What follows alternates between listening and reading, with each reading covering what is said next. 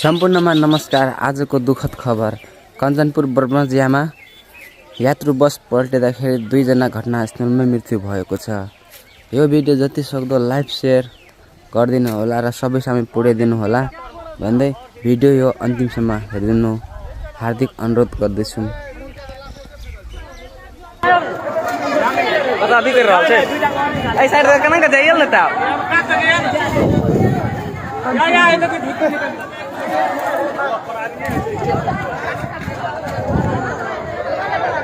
कौन गाड़ी थी?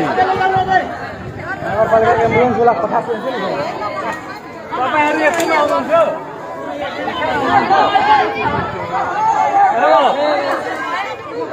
कितना बाटा आउँदै हुनुहुन्छ? कसरी भयो?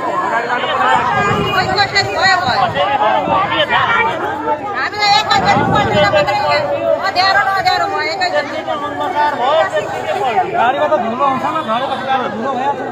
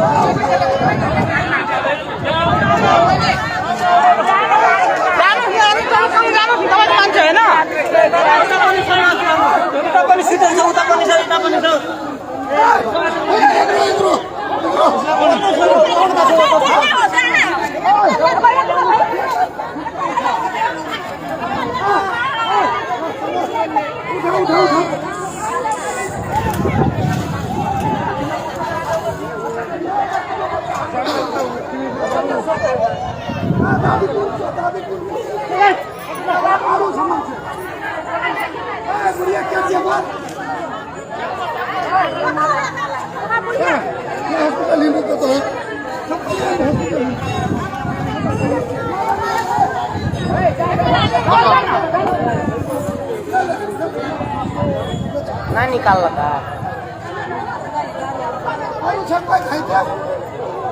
आइके